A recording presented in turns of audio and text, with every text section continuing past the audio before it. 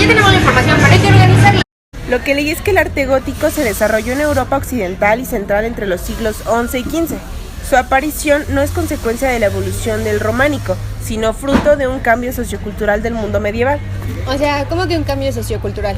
Sí, mira, aquí dice que aunque la agricultura seguía siendo la base de la economía, la importancia del comercio iba en ascenso y poco a poco la ciudad se iba convirtiendo en el centro de importancia económica y social, provocando que los señores feudales perdieran importancia.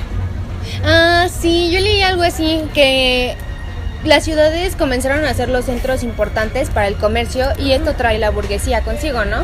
Sí. Y también hubo un cambio para las universidades. Empiezan a aparecer las primeras universidades, como la de Oxford, la de Cambridge o la Universidad de París. Y bueno, existen 3 tipos de góticos: el gótico primitivo, el gótico pleno y el gótico flamiguero. Y bueno, son como las divisiones que existen de los góticos. Pero al ser una corriente artística, ¿cuál es su misión? Porque, por ejemplo, el romanticismo, los sentimientos sobre la razón. Entonces, el gótico. Pues el gótico también tiene una misión y era dejar de lado las catedrales ostentosas y obscuras por algo muchísimo más luminoso y más alto. ¿Y por qué se llama gótico? Pues se llama gótico porque viene de los pueblos godos. Entonces estos se consideraban bárbaros y se considera un tipo de arte bárbaro, pero con el tiempo va tomando otra perspectiva. Comienza a tomar esa transición entre el románico y el renacimiento, o sea, entre el pensamiento medieval y el pensamiento renacentista. Ah, cierto, en la filosofía destacan las ideas de Tomás Aquino. Por ejemplo, aquí dice que el gótico es un estilo de intento de plasmar materialmente la idea de la elevación y grandeza de lo divino. La expresión más elocuente del gótico es la catedral, que aglutinó los esfuerzos de las diferentes clases sociales como edificios religiosos, siendo lo más representativos de este estilo, pero de manera inseparable. El gótico es también el arte de la ingeniería constructiva. Ah, sí es cierto, la arquitectura fue renovándose y comenzó con era la Catedral de Saint-Denis, aquí me parece como Ile-de-France. Ay, quién sabe, luego lo escribo. Este lugar hizo una reconstrucción de la Catedral de Saint-Denis de Suger. Pero ¿cómo que reconstruir? O sea, ¿que ya estaba esa catedral? Sí, era una catedral románica y la transformaron en una catedral gótica. También aquí dice que los arquitectos góticos nombrados Magister o Peris resolvieron todos los problemas técnicos que impidieron a los arquitectos románicos construir edificios altos y bien iluminados. Así es, o sea, se dedicaron a resolver problemas arquitectónicos que los románicos no pudieron, y las características de esto, bueno, las principales características que usaron en la arquitectura fueron el arco ojival, la bóveda de crucería, que son elementos que concentran las presiones de las cubiertas sobre determinados puntos del edificio, donde se construyeron los pilares. Las presiones laterales se sostienen a través de los arbotantes y los contrafuertes. Sí, cuando descargaron los muros del peso de la cubierta, fue posible aumentar su altura y perforando con aberturas para aumentar la iluminación interior a través de grandes rosetones y vidrietas. Otro elemento característico del gótico son los pináculos, esbeltas pirámides terminales que rematan los muros y contrafuertes, y las gárgolas, generalmente en forma de figuras monstruosas para descargar el agua de los tejados. Pero para construir espacios tan abiertos y con tantos ventanales, me imagino que tuvieron que ser muy ingeniosos. De hecho, por ahí leí que se basaron en arquitectura del Medio Oriente, inspirados en las mezquitas de Al-Aqsa, así que lo lograron usando el arco apuntado, que proporciona amplitud al espacio mientras mantiene la fuerza de los muros, y se usaron para las puertas y ventanas. También uno de los beneficios del arco apuntado es que distribuye de mejor forma el peso del muro. De hecho, el arte gótico también es la expresión de la burguesía naciente y de sus necesidades sociales y económicas. Pero recuerdo algo de que se expandió el gótico por toda Europa. ¿Crees que en todos los países hayan sido los edificios parecidos? Pues en realidad, el gótico, siendo como la gran mayoría de las corrientes artísticas, no es un arte uniforme. Por el contrario, ofrece en su conjunto numerosas variantes, pero pueden observarse una serie de caracteres comunes a modo de líneas definitorias que nos permiten medirlo a grandes rasgos. En Alemania podemos encontrar una de las obras arquitectónicas más representativas, a la Catedral de Magdeburgo. Otras características del gótico alemán son las agujas de tracerías caladas y fachadas de una sola torre.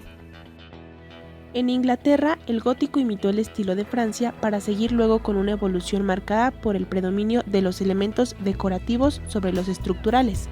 La Catedral de Canterbury y la Catedral de York son de las más representativas. Para el gótico en España, en el siglo XII se introdujo el gótico cisterciense, caracterizado por la ausencia de decoración y pureza de líneas. Un claro ejemplo es el monasterio de Santes Creus de Cataluña.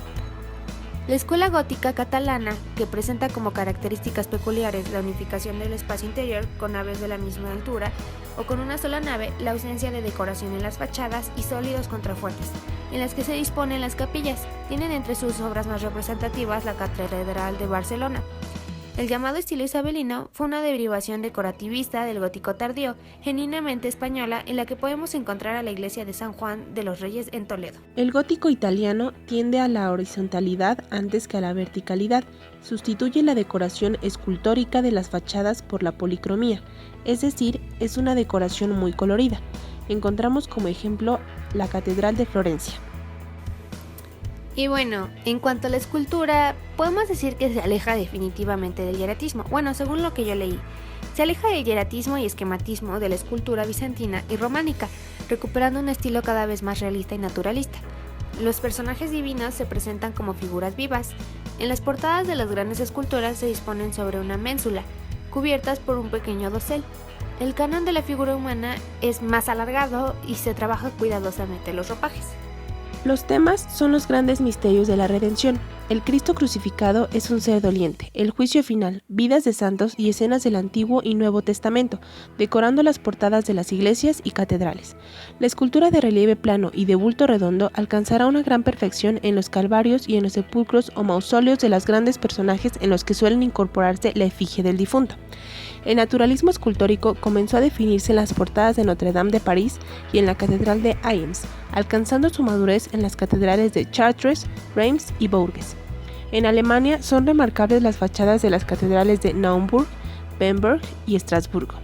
En España hay magníficas esculturas en las portadas de la Catedral de Burgos, Pamplona y León.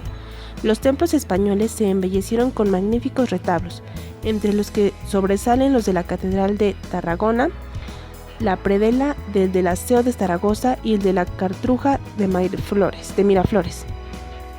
En cuanto a las artes decorativas, al desaparecer la importancia de los muros como elemento sustentante, se crearon las espectaculares vidrieras góticas, concebidas a modo de pintura transparentes. Destaca por su maestría de la escuela francesa de Chartres, que influyó en el conjunto europeo. Posteriormente con la Sainte-Capelle de París, en la que los vitrales sustituyeron por completo los muros y se produjo una evolución en los valores plásticos. Bueno, pero ¿qué podemos decir de todo esto? ¿Qué hemos aprendido? Pues es una expresión de la nueva burguesía, ¿no? Donde representaban sus nuevas necesidades sociales y económicas. ¿Tú crees que ahora si viéramos una iglesia podríamos decir si es gótica o románica? Pues sí, porque por ejemplo los rosetones o las ventanas en punta. Y también tenemos los arcos apuntados.